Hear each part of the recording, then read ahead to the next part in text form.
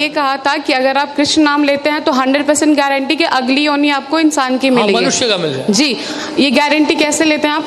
अब दे रहा है ऐसी गारंटी जो सिर्फ एक लीडर ही दे सकता है, वो भी एक नहीं 2 बड़ी गारंटी। पहली, 4 साल बाद कम से कम 4 लाख रुपए में बाई बैक की गारंटी। दूसरी, स्वल्पम क्या है? स्वल्पम ही अपि यस्य धर्मस्य त्रायते महतो विहार। भगवान गीता में इसलिए कह रहे हैं कि अगर थोड़ा सा भी आप इस मार्ग में पड़ेंगे, बड़े से बड़े खतरे से बच जाएंगे कि कम से कम आपको मनुष्य जीवन तो प्राप्त होगा। शुचि नाम सुमताम गेहे योग भ्रष्ट भी जायते। तो भगवान गीता में ये कहते हैं अगर आप भक्ति पूरी भी नहीं कर पाते, थोड़ा सा भी कर लेते हैं भक्ति, तो क्या होगा? आपको ब्राह्मण परिवार में जन्म मिल जाएगा, धनी परिवार में जन्म मिल जाएगा, अच्छे घराने में जन्म मिलेगा और दोबारा भक्ति करने का अवसर प्राप्त होगा। और अगर मैं भक्ति ना करूँ तो? हाँ जी, अगर मैं भक्ति ना करूँ तो मुझे भक्ति ना करो तो कर्म के अनुसार चलना पड़ेगा। फिर कर्मणा देव नेत्र न जंतुर्देहो भवते। मेरे एक जानने वाले हैं, पिछले 10 साल से वो डिवोटी हैं यहीं के, ठीक है। अभी 6 महीने पहले उनकी फादर की डेथ हुई थी।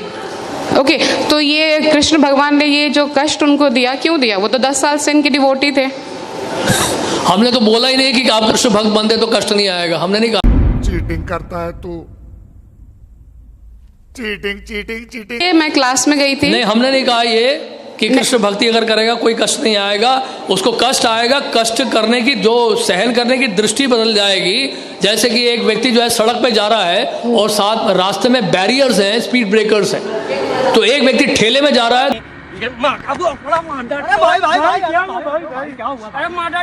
नगर पालिका को बुलाओ, भोगरी वाले गड्ढा भेजे। अरे देश बाद में सुरक्षित हो। कहने का मतलब यह है कि कष्ट जो है भक्तों के जीवन में भी आता है, सहन करने की शक्ति भगवान देते हैं। यानी कि जहां पे पांव कटना होता है वहां पे सुबह चुपती है केवल आपको। ये सब क्या देखना पड़ रहा है? अच्छा है मैं अंधा हूँ। ऐसा कभी ना सोचें कि हम कृष्ण भक्ति में लग गए तो हमारे जीवन में कोई कष्ट नहीं आएगा। इनफैक्ट भक्त तो प्रार्थना करते हैं भगवान से कि हमें और कष्ट दीजिए। अच्छा, बंटी तो चूतिया है। तो आपका कहने का ये मतलब है कि अगर आप कृष्ण, मतलब कुछ भी हो जाए, भगवान कृष्ण के शरणों में रहो हमेशा। बस ये है पॉइंट। लेकिन कोई पॉइंट आप समझे, बिल्कुल बहुत बढ़िया पॉइंट बोला आपने। तालियां बजाइए इनके लिए। 1 मिनट, अभी बात कर रहे हैं ना मैं।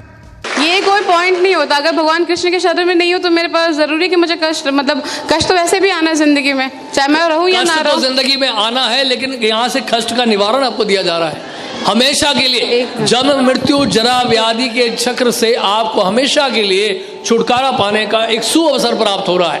भगवान की सेवा में लगे, एक जीवन आप कृष्ण की सेवा में दे दो, कृष्ण आपको वापस लेके चले जाएंगे। तो आपका कहने का मतलब है कि मैं कृष्ण के शरण में जाती हूँ तो अगले जन्म में मुझे इंसान क्या ही वो मिलेगा? इंसान का मिलेगा, और अगर अच्छी तरह से भक्ति करेंगे तो भगवान के धाम में भी जाएंगे।